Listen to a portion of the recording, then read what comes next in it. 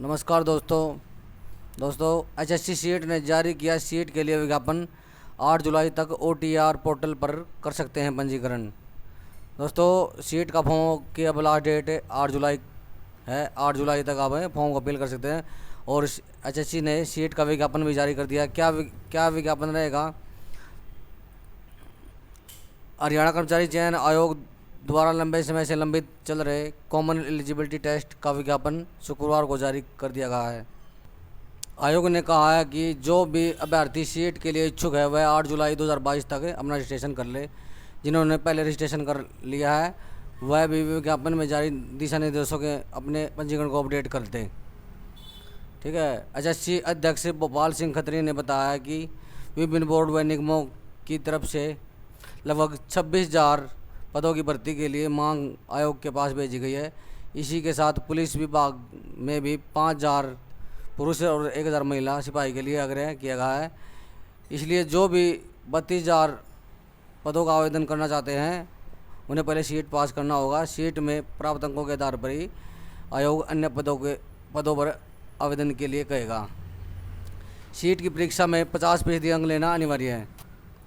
HSC अध्यक्ष ने कहा है कि सीट सामान्य वर्ग उम्मीदवारों के सामाजिक आर्थिक मापदंड में 50% अंक लेना अनिवार्य है। आरक्षित वर्ग के लिए कम से कम 40 अंक लेना आवश्यक है।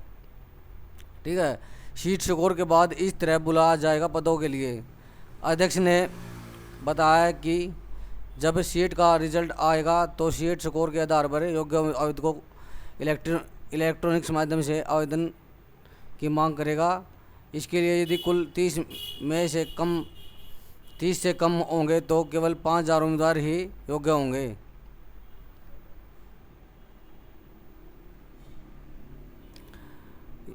यदि पदों की संख्या 30 से 40 के बीच होगी तो 150 उम्मीदवार योग्य होंगे। सॉरी, ये प्रिंटिंग में थोड़ा मिस गई। यहाँ पर 50 है। 30 से कम पद होंगे तो केवल 50 उम्मीदवारों को ही योग्य होंगे। यदि पदों की संख्या 30 से 40 है तो 150 उम्मीदवार योग्य होंगे। यदि पदों की संख्या 40 से ज़्यादा है तो 4 गुना उम्मीदवार ही योग्य होंगे। सीट के स्कोर के बाद पदों पर भर्ती के लिए जो लिखित परीक्षा होगी तब उम्मीदवारों को आर्थिक सामाजिक मापदंड के लिए केवल 2.5% अंक मिलेंगे। उदाहरण के लिए जैसे आयोग द्वारा ग्रुप सी के लिए 100 अंक निर्धारित किए जाते हैं तो इसमें से सामाजिक आर्थिक मापदंड के 2.5 अंक होंगे। इस तरह लिखित परीक्षा के अधिकतम अंक 97.5 होंगे। यदि उम्मीदवार के लिखित परीक्षा में 80 अंक प्राप्त करता है तो अनुभव के 4 साल 9 महीने का है तो उसमें 2.5% अंक का अनुभव दिए जाएंगे।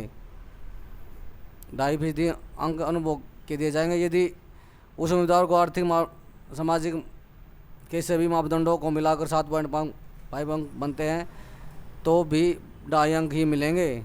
इस प्रकार इस उम्मीदवार को कुल 82.5 अंक होंगे।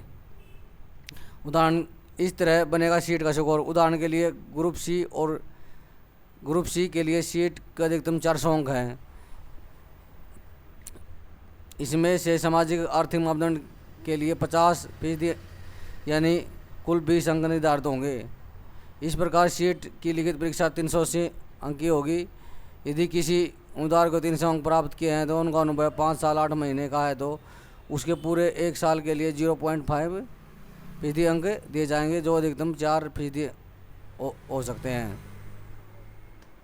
यदि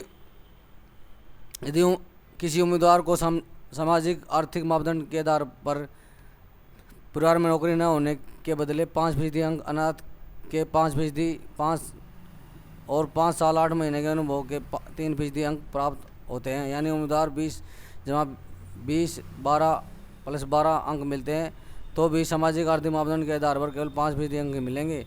उसे 20 अंक ही मिलेंगे। इस तरह इस उम्मीदवार का सीट स्कोर 400 में से 320 अंक ही होगा। थैंक यू, धन्यवाद। अगर मेरी वीडियो अच्छी लगी हो तो मेरे चैनल को लाइक और सब्सक्राइब कर देना।